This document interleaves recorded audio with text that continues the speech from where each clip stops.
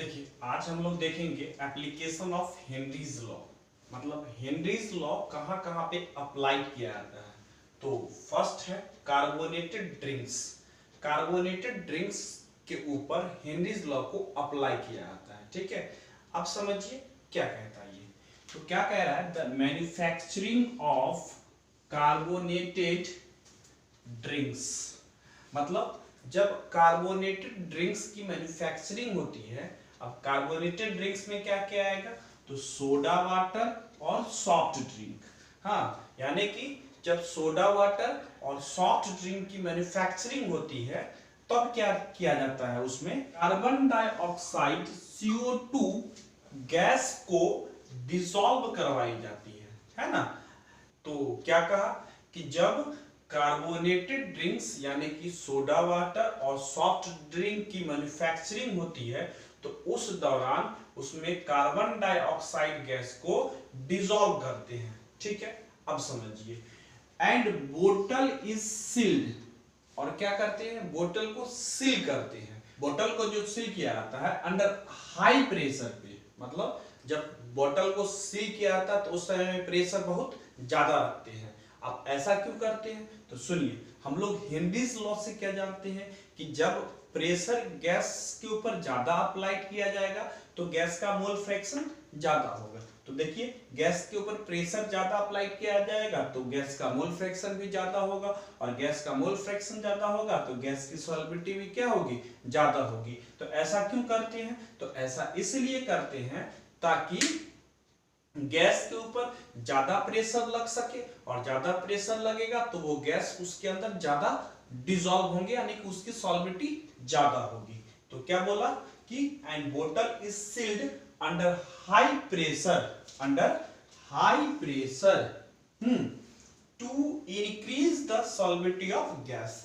इससे क्या होता है, बोतल को हाई प्रेशर पे सील करने से क्या होता है कि जो गैस की सॉल्युबिलिटी होती है वो इंक्रीज कर जाती है। इसके बाद क्या होता है, व्हेन बोतल इज ओपन, जब हम लोग उस बोतल को ओपन करते हैं तो the pressure of CO2 gas एवं सॉल्यूशन के ऊपर CO2 गैस का प्रेशर क्या हो जाता है, डिक्रीज कर जाता है। जैसे कि आप मान लीजिए कि हमारे पास सॉफ्ट ड्रिंक के बदले में जैसे कोका कोला का बोतल हो गया या फिर पेप्सी का बोतल हो गया, ये सब सॉफ्ट ड्रिंक है। ठीक है, तो जब हम लोग उसको क्या करते हैं, ओपन करते हैं। ठीक है, तो ओपन करने के दौरान उस सॉल्यूशन में CO2 गैस जो डिसॉल्व करवाया गया है वो CO2 गैस सॉल्यूशन के ऊपर आकर के क्या होता है, उसका प्रेशर डिक्रीज कर जाता है। हाँ, तो प्रेशर डिक्रीज करेगा तो सिंपल सी बात है, हेनरीज लॉ से प्रेशर घटेगा तो गैस की सॉल्युबिलिटी भी क्या होगी, घटेगी। तो क्या कहता है, so the solubility of CO2 gas decreases. तो सिंपल सी बात है कि प्रेशर घटेगा तो सॉल्युबिलिटी गैस की क्या होगी, घटेगी। एंड इट फीजेस आउट रिपीटली, मतलब क्या होगा कि ये बहुत तेजी से यहां से ये गैस सी की आवाज करते हुए बाहर निकल जाएगा। फीजेस आउट मतलब, फीजेस का मतलब सी की आवाज करते हुए बाहर निकल जाएगा। तो आप देखे होइएगा कि जब आप पेप्सी वगैरह या स्प्राइट वगैरह की बोतल को खोलते हैं तो उसमें से सी की आवाज आती है। मतलब क्या हो रहा है, जो CO2 गैस वहां डिसॉल्व हुआ था वो CO2 गैस सी की आवाज करते हुए बाहर निकल गया। ठीक है, तो यहाँ पे हेनरी लॉ क्या है, अप्लाइड है। कैसे समझे हम, क्योंकि यहाँ पे जब गैस को उस बोतल के अंदर सील किया गया तो प्रेशर ज्यादा लगाया गया, प्रेशर ज्यादा लगाने से गैस की सॉल्युबिलिटी बढ़ गई, और जब फिर से बोतल को ओपन किया गया तो क्या हो गया, वो गैस जो सॉल्यूशन के ऊपर था वो क्या हुआ, प्रेशर उसकी डिक्रीज करने लगी, और प्रेशर घटने लगी तो गैस की सॉल्युबिलिटी भी क्या हो गई, घट गई, और गैस की सॉल्युबिलिटी घट गई तो वहां से वो गैस सी की आवाज करते हुए बाहर निकल गया। ठीक है, अब आइए हम लोग दूसरे एप्लीकेशन को देखते हैं। देखिए, दूसरा एप्लीकेशन है हमारे पास कि स्कूबा डाइवर्स के ऊपर हेनरीज लॉ को अप्लाई किया जाता है। ठीक है, अब समझिए क्या। देखिए, स्कूबा डाइवर्स हम लोग गोताखोर को बोलते हैं जो पानी के अंदर गोता लगाने जाता है। ठीक है, तो क्या कहता है समझिए, स्कूबा डाइवर्स मतलब जो गोताखोर होते हैं, ब्रीदिंग एयर, ब्रीदिंग मतलब होता है सांस लेना, मतलब स्कूबा डाइवर्स को सांस लेने के लिए एयर की जरूरत होती है at high pressure under water.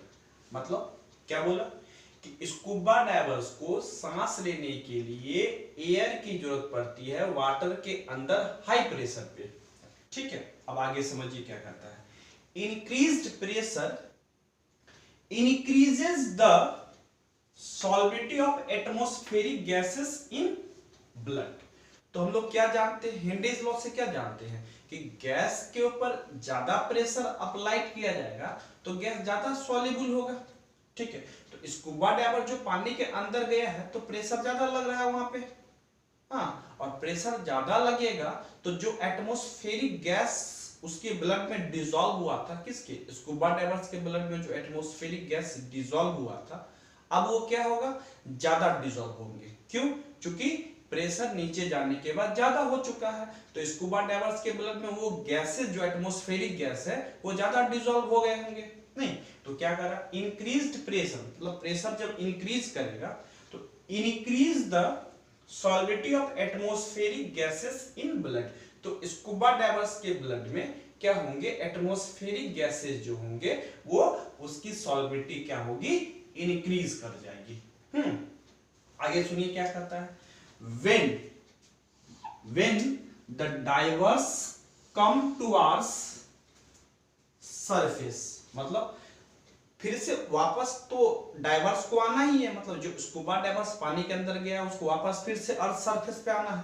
तो जब स्कूबा डाइवर्स वाटर के अंदर से अर्थ सरफेस की तरफ वापस रिटर्न होगा तो क्या होगा, प्रेशर फिर धीरे धीरे घटेगा। क्यों? क्योंकि पानी के द्वारा लगाया गया जो प्रेशर है वो धीरे धीरे घटता जाएगा। नहीं तो क्या कर रहा, when the diverse come towards the surface, जब वो जो स्कूबा डाइवर्स है वो वापस सरफेस पे रिटर्न होगा, the pressure gradually decreases, gradually मतलब था धीरे धीरे, ठीक है, डिक्रीज करेगा, मतलब प्रेशर क्या होगा, धीरे धीरे डिक्रीज करता जाएगा, मतलब घटता जाएगा। मतलब स्कूबा डाइवर जब वापस अर्थ सरफेस पे आएगा तो उस दौरान क्या होगा, प्रेशर धीरे धीरे घटेगा। और हम लोग हेनरीज लॉ से क्या जानते हैं कि जैसे जैसे प्रेशर घटता जाएगा वैसे वैसे गैस की सॉल्बिलिटी भी घटती जाएगी। तो देखिए क्या कह रहा, so the release of dissolved gases. तो क्या बोला, इस कारण, इसलिए डिसॉल्व गैसेस रिलीज कर जाएंगे। डिसॉल्व गैसेस क्या कर जाएंगे, रिलीज कर देंगे, बाहर निकल जाएंगे। क्यों? क्योंकि जब स्कूबा डाइवर्स पानी के अंदर से बाहर अर्थ सरफेस पे आएगा तो प्रेशर घटेगा, और प्रेशर घटेगा तो उसके ब्लड में जो गैस, एटमॉस्फेरिक गैस डिसॉल्व हुआ था वो क्या होगा, धीरे धीरे रिलीज करने लगेगा, मतलब बाहर निकलने लगेगा। ठीक है, and leads to the formation of bubbles of nitrogen, and leads to the formation of bubbles of nitrogen in the blood.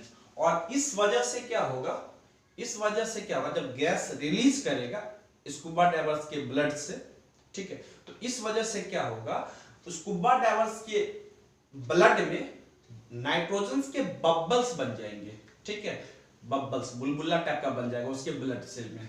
ठीक है, इसके बाद क्या करा, दिस ब्लॉक्स, और यह जो बबल्स होते हैं नाइट्रोजन के, this blocks capillaries, and create and creates a medical condition known as bends.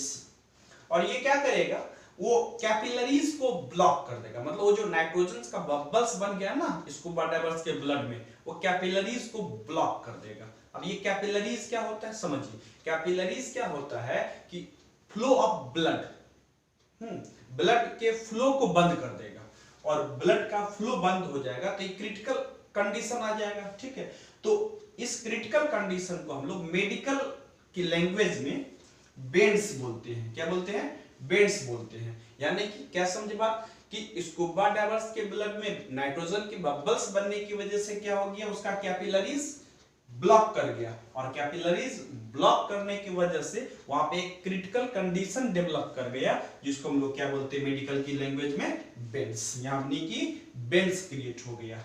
अब सवाल है कि स्कूबा डाइवर्स पानी के अंदर जब जाएगा तो तो इस तरीके की घटना ना हो इसके लिए क्या करते हैं, हम इसको अवॉइड करते हैं। तो क्या करता है, टू अवॉइड दिस प्रॉब्लम, मतलब इस प्रकार का प्रॉब्लम क्रिएट ना हो स्कूबा डाइवर्स के साथ, इसलिए क्या करते हैं, स्कूबा डाइवर्स यूज, मतलब स्कूबा डाइवर्स यूज करता है कंप्रेस्ड एयर, मतलब कंप्रेस्ड एयर का यूज करता है। मतलब स्कूबा डाइवर जो पानी के अंदर ब्रीदिंग एयर टैंक्स लेकर के जाता है, तो उस ब्रीदिंग एयर टैंक्स में हम कंप्रेस्ड एयर फिल करते हैं। तो वो कंप्रेस्ड एयर क्या होता है, उसमें नाइट्रोजन होती है, ऑक्सीजन होती है और हीलियम होती है। अब देखिए नाइट्रोजन कितना परसेंट होता है, 56.2%, ऑक्सीजन कितना 32.1% और हीलियम कितना होता है 11.7%। यदि इस तरीके का हम कंप्रेस्ड एयर यूज करते हैं स्कूबा डाइवर्स के ब्रीदिंग एयर टैंक्स में, तो स्कूबा डाइवर्स को इस तरीके की कंडीशन नहीं झेलना पड़ेगा। ठीक है, तो यहां भी हेनरीज लॉ को अप्लाई किया गया है। देखें ना कि जैसे से स्कूबा डाइवर्स पानी के अंदर गया, प्रेशर क्या हुआ,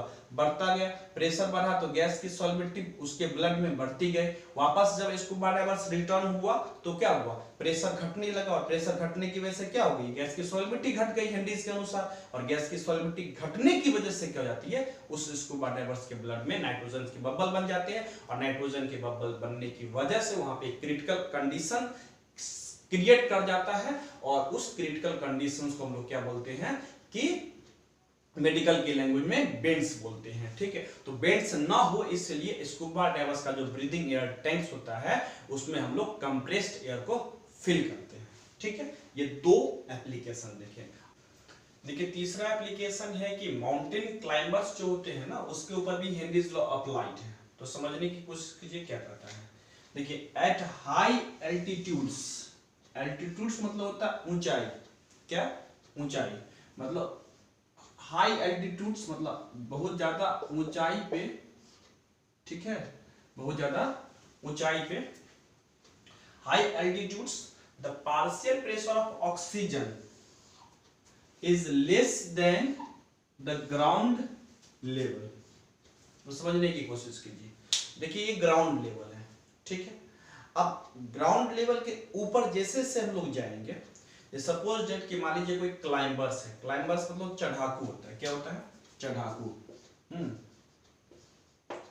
चढ़ाकू मतलब जो पर्वत पे चढ़ता है, चोटी पे चढ़ता है, उसको लोग चढ़ाकू बोलते हैं। ठीक है, तो जो क्लाइंबर्स होती हैं जब वो चोटी पे चढ़ता है तो क्या होता है, समझने की कोशिश कीजिए। ये ग्राउंड लेवल है, यहाँ पे क्या होगा, गैस का पार्शियल प्रेशर थोड़ा ज्यादा होगा। लेकिन जैसे से इस ग्राउंड लेवल से ऊपर हम लोग जाएंगे तो गैस का पार्शियल प्रेशर क्या होगा, घटेगा।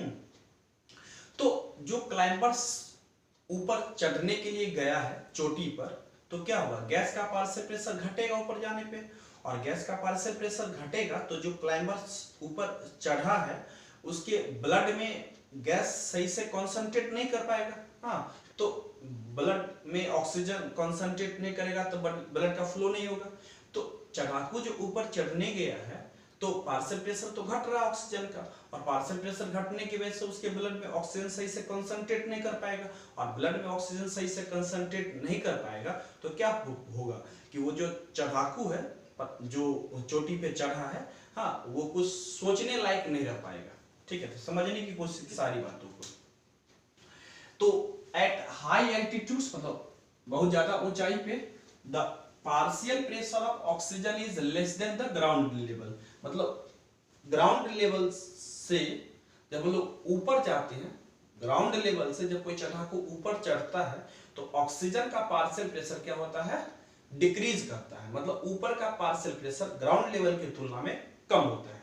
ठीक है, अब आगे देखिए, ड्यू टू व्हिच, इसकी वजह से low concentration of oxygen in the blood and tissues of people living at high altitude, of people living at high altitudes और climbers, मतलब जो पीपल हाई एल्टीट्यूड्स पे जा रहा है या फिर जो क्लाइंबर्स हाई एल्टीट्यूड पे जा रहा है उसके ब्लड में या फिर टिश्यूज में ऑक्सीजन का कंसंट्रेशन कम हो जाएगा। ठीक है, अब समझिए क्या होगा, low blood oxygen causes climbers to become week.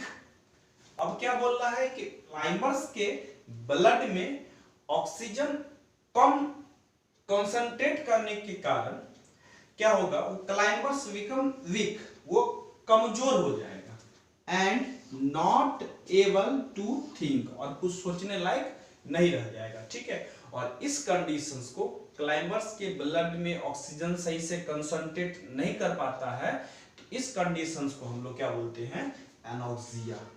क्या बोलते हैं, एनोक्सिया। तो क्या देख रहे हैं, यहां भी हेनरीज लॉ अप्लाइड है। कैसे, जब क्लाइंबर्स ग्राउंड लेवल से ऊपर चोटी पे चढ़ने गया तो गैस का पार्शियल प्रेशर धीरे धीरे घटा, और गैस का पार्शियल प्रेशर घटा तो क्या हुआ, उस क्लाइंबर्स के ब्लड में क्या हुआ, गैस मतलब ऑक्सीजन गैस सही से डिसॉल्व नहीं हो पाया, मतलब जैसे जैसे प्रेशर घटा ऑक्सीजन का, गैस की सॉल्बिलिटी भी घटती गई, और गैस की सॉल्बिलिटी घटती गई मतलब उसके ब्लड में ऑक्सीजन सही से डिसॉल्व नहीं हो पाया, और ऑक्सीजन ब्लड में सही से डिसॉल्व नहीं हो पाया, इसकी वजह से क्या हो गया, उसका ब्लड फ्लो करने में दिक्कत हो गई। हाँ, तो इस कंडीशंस को हम लोग क्या बोलते हैं, एनोक्सिया बोलते हैं। देखिए लास्ट बचा हुआ हेनरीज लॉ में क्या, लिमिटेशंस ऑफ हेनरीज लॉ, मतलब हेनरीज लॉ के क्या लिमिटेशंस है, तो समझिए। पहला लिमिटेशंस क्या है, इट इज नॉट वैलिड, मतलब हेनरीज लॉ वैलिड नहीं है when pressure is very high, जब प्रेशर बहुत ज्यादा हो जाएगा तो वहां पे हेनरीज लॉ अप्लाई नहीं होता है, इसको ध्यान रखिएगा, ठीक है। दूसरा है कि it is not valid when temperature is very low, जब टेम्परेचर बहुत कम हो जाएगा तो वहां पे भी हेनरीज लॉ अप्लाइड नहीं होते हैं। तो पहला क्या, बहुत ज्यादा प्रेशर पे हेनरीज लॉ अप्लाई नहीं होते हैं, और बहुत कम टेम्परेचर पे हेनरीज लॉ अप्लाई नहीं होते हैं। और तीसरा लिमिटेशंस क्या है कि इट इज नॉट वैलिड, मतलब हेनरीज लॉ वैलिड नहीं है when any interaction between gas and solvent.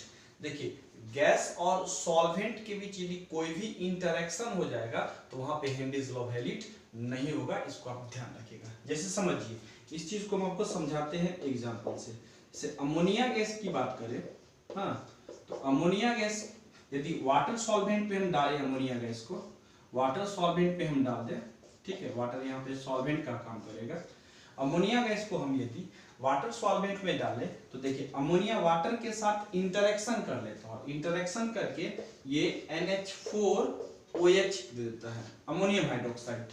तो समझिए अमोनिया गैस वाटर के साथ, वाटर सॉल्वेंट के साथ इंटरेक्शन कर लिया और क्या बना लिया, अमोनियम हाइड्रोक्साइड NH4OH। यानी कि ये जो हेनरीज लॉ है वो अमोनिया गैस के लिए, तो हेनरीज लॉ अमोनिया गैस के लिए अप्लाइड नहीं होंगे, नॉट अप्लाइड, नॉट अप्लाइड,